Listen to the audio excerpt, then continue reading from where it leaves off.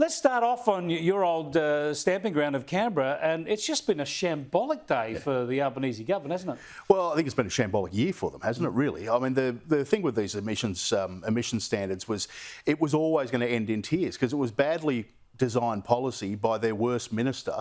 Now, the auto industry have been calling for some sort of standard for a long, long time to give them some sort of certainty, but this was just rammed down our throats with the argument that it was going to give people more choice. It was actually going to give us less choice. Yeah. And the idea that it was going to make electric cars cheaper was, well, let's say an electric car is $30,000. It wasn't going to come down to 25. A petrol car was going to go up to 70. Relatively cheap. It was going to stay 30,000. Yeah. So it was rubbish to start with, and they've been forced to backflip on it. And I'm not sure that the new policy is any better. Well, this is the point Bridget McKenzie points out. It's not really a backflip, it's a slowdown. They just slow down the move in that same direction. The other big one, Susie, was the detainee laws, though. And now we all know this is a problem. You've got convicted criminals, some of them really serious offences, child sexual offences and the like.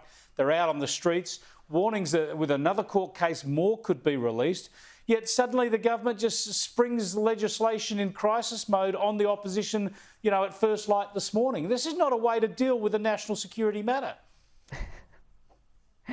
Well, the government has been called on to act for a long time now, and finally they've acted, and people are making fuss about the process, not about the actual legislation that's on offer.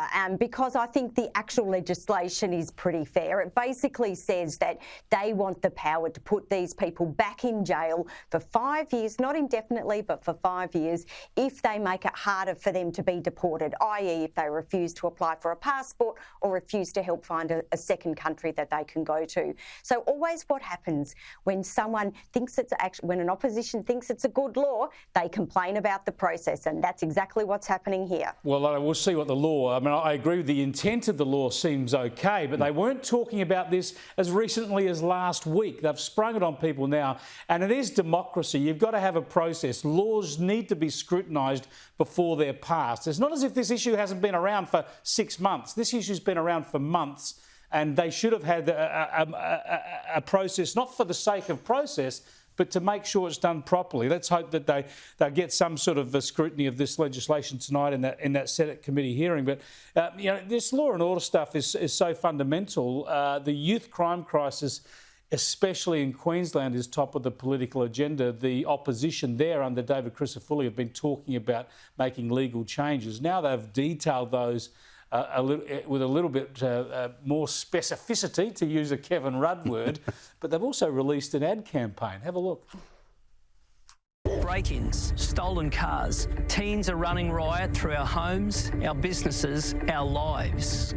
They've stolen the Queensland we love, and the Premier says not much can be done. But that's not the Queensland way. It wasn't like this before, and it doesn't have to be now.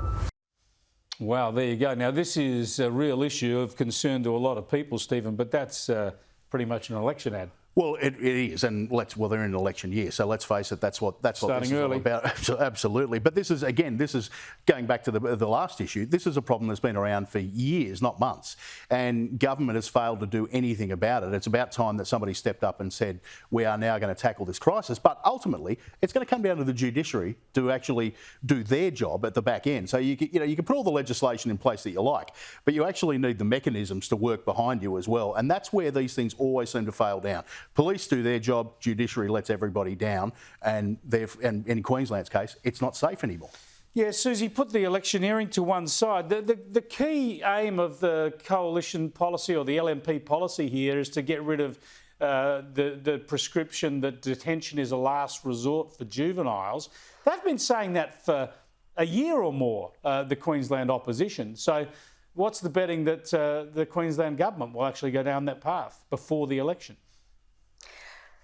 Well, I think the opposition is on a winner-winner chicken dinner with this. The tough on crime, particularly youth crime, has been such an issue in Queensland, and they know it, and so they will continue to batter the government on this issue. The problem is that the detention first or the detention last is something that is in the UN Convention of the Rights of the Child. So for them to start legislating on that could mean them running afoul of global protection protections of the right of children. So they're going to have to be very careful about that. And that means that perhaps some of what they're saying, some of their rhetoric is a little bit pie in the sky. This might not be something that they can actually legislate.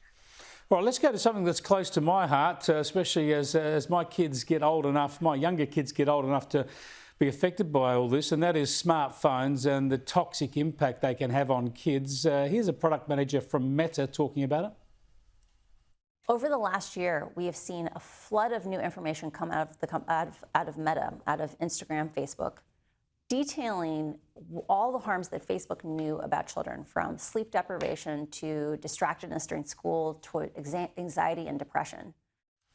Former product manager at Meta there was the important qualification. Stephen, this is a real worry. I know you take a big interest in your little niece and nephew. They're a bit young for that yet, but young teenagers especially, the bullying, the stuff they're exposed to, and the distraction from real life. Absolutely. And the arguments in favour of letting them use these devices don't necessarily stack up. And I know technology is coming into their lives and they're going to have to be across all of this stuff. But the reality is that the damage has been evident for a long, long time now.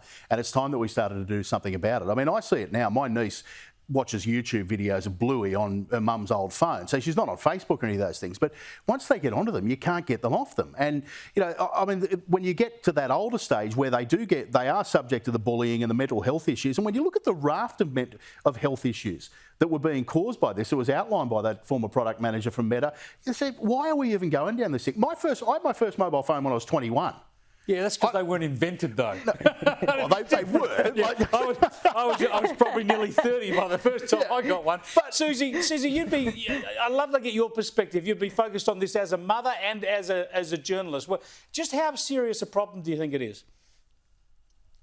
Oh, this is a massive issue, and it's really interesting. In the States, we're starting to see a winding back of this automatic assumption that you hand over the smartphone to the kid as soon as they're old enough.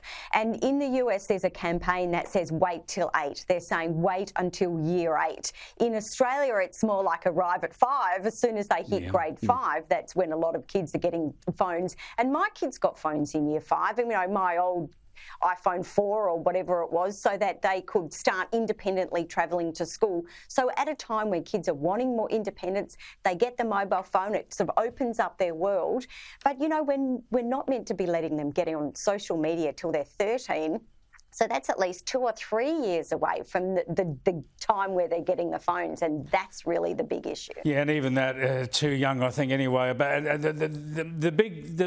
the big safety valve here for parents and teenagers is the dumber phones, just to keep in contact and text messages and stay off all that stuff until as late as possible. But we'll come back to this issue because it is so important.